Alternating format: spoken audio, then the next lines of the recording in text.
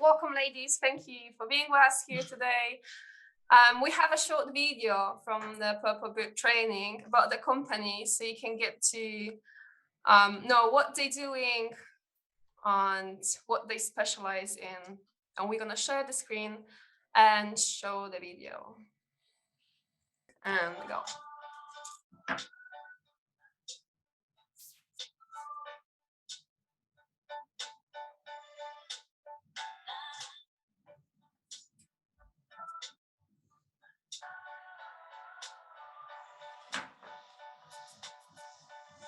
Was a friend.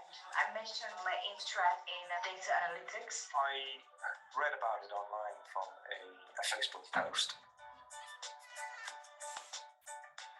The satisfaction you get from knowing that you've done something, it's like pride in a way. We have so many different people from so many different walks of life. People want to learn, pick up on ideas and share ideas. The courses are very clear and the teachers are really patient with all the students. You have to practice and you have to be patient with yourself. It starts off a little easy and then it progressively gets a little harder, and that's where you really start to learn stuff. Really creative. Brilliant. Thank you. Yes, now we're going to progress to the first questions once you know what the Purple Boot training company is. And my first question is if Dimple and Flora, you could explain everyone what the bootcamps are. Thanks everyone for having me, and it was really great to hear Kath and Anne talk about it. Thank you very much once again. Bootcamps are intensive training programs that run between 9 and 12 weeks, and they're really to develop skills quickly because based on several skills shortage reports in the UK and also the national training strategy that the government has created, there seems to be a huge gap between the skills that employers need and the skills that are available. So boot camps have really been devised to address those skills shortages. Sorry. Yeah, if I can just quickly add to that, what the UK government identified is that there's not only the digital skills gap, but there's also a big gap, gender gap, so there's not enough women in tech. So one of the goals for our bootcamps were to have 50% of women, and we actually achieved that. We had 52% of females, so that was great. Yeah. Thank you. And what does the bootcamp program look like? So what can you offer? So currently it's a 12-week intensive program. Currently our first boot camps are finishing. We've been working in data, software and software testing. We are starting another range, a tranche of boot camps in May, June, which will include cyber, DevOps, cloud computing, and digital transformation for leaders with a focus on manufacturing. And they're really sort of intensive programs for 12 weeks where you attend, between 10 to 12 hours of sessions every week, but also do a lot of hands-on project work. So, you're given projects, but employers also get involved so that the trainees can actually create projects. So the boot camps are open to, those who are employed as well as those who are unemployed. And it's really if you're sort of looking at changing your career, so it's really about supporting that. So they're really intensive programs, but there's a lot of knowledge, there's skills and behaviors that are developed throughout the boot camp. Yeah, and we prepared this bootcamp with certain aims. So we knew that they had to be flexible to allow people to participate. But what we've noticed is that we need to listen to people's feedback daily, because we're having so many different people. Some of them had learning disabilities, some of them had less skills. So our program of the bootcamps was changing and improving every day after we were receiving feedback from our learners. Yeah. Mm-hmm. The new bootcamp that'll happen sort of in May, June is completely different from the bootcamp that, we started in January. So, we've changed so many things. But I think, again, it's a whole aspect of flexibility. It's about really reducing the barriers to entry. Mm-hmm. Okay, thank you. And what is the recruitment process? So, you know, the recruitment process there are kinds of recruitment processes, and with individuals who want to come on, we've done a lot of social media campaigns, and like Kat said, a lot of we also use a software that looks at sort of the gender biased language. So we've had to kind of really change the language on some of our adverts so we could attract a fairer women representation onto our boot camps. You complete a form, and then the other piece is sort of doing it with employers, where we identify the gaps that the employers have. So, if you go to a company and they have some, certain problems that they're dealing with in terms of skills, then we work with that and we design the bootcamp space on that. The process of recruitment is really people come and complete a form. We normally give them a call. We find out what their why is, because one of the key things is to understand, what is their motivation? And what are the problems really? What are the pain points that we're trying to address? After which then they kind of, referred onto the relevant boot camp. Yeah, and I think it's good that you've mentioned that we need to, when we create adverts to people and we want to attract women, we need to speak in the language that speaks to them. So, for example, as Dimple said, we had to change the language on our software testing bootcamp because we realized it was written as if we were talking to men. So we changed it. We used more words that were speaking to women. And after that, our engagement from women increased. So more women sign up for the software testing bootcamp after that. Mm-hmm. And talking about women, so what is the percentage of a woman of all the bootcamps? So currently we have 52% across all of our boot camps, and it's quite funny because this is regional. So we're working in the East Midlands area, and I think from all the regions, East Midlands has done the best in terms of female representation.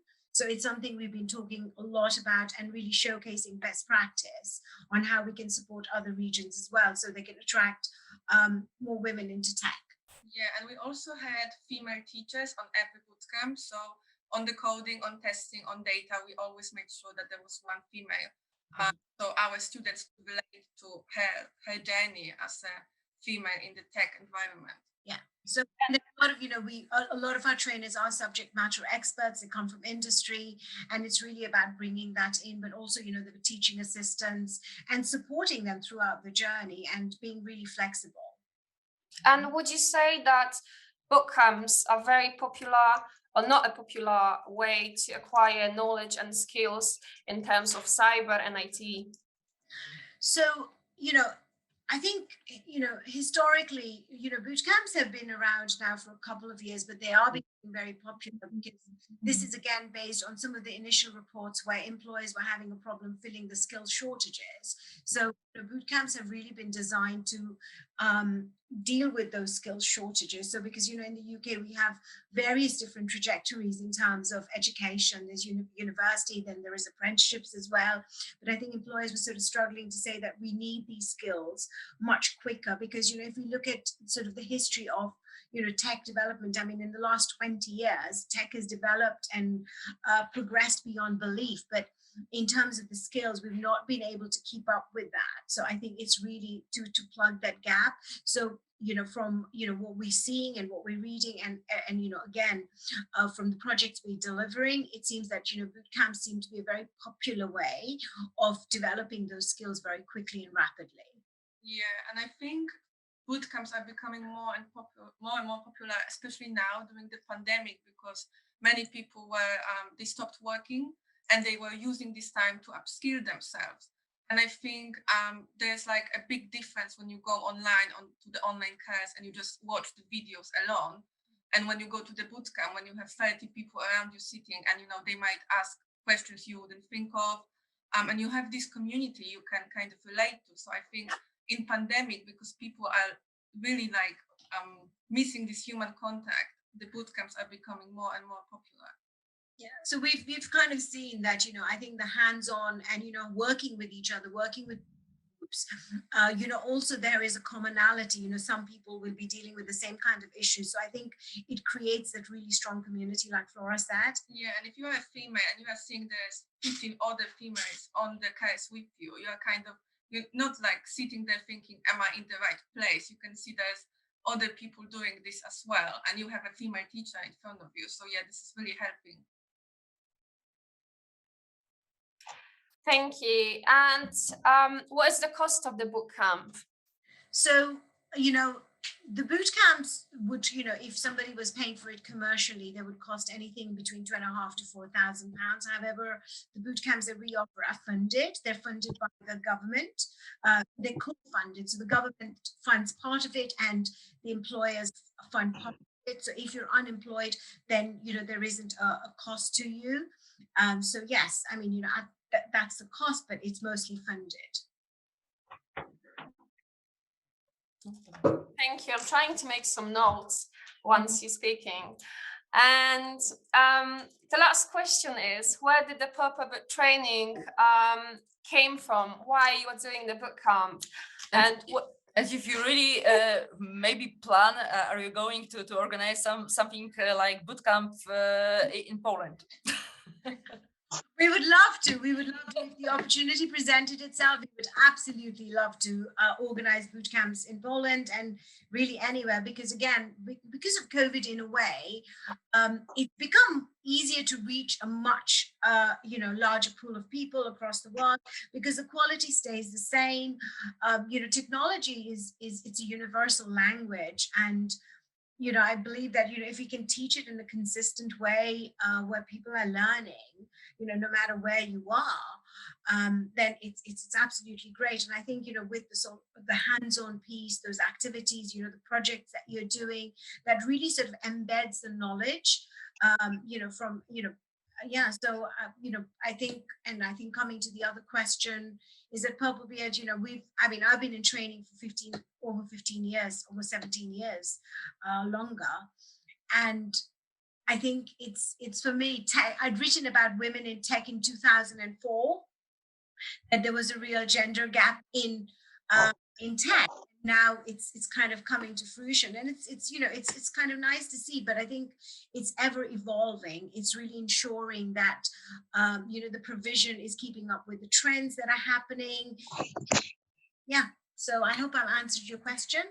I think what we can add to this, like that the Purple Beard is not just about training, but also serving kind of as a role model and promoting other women. So our latest initiative is Women in Tech.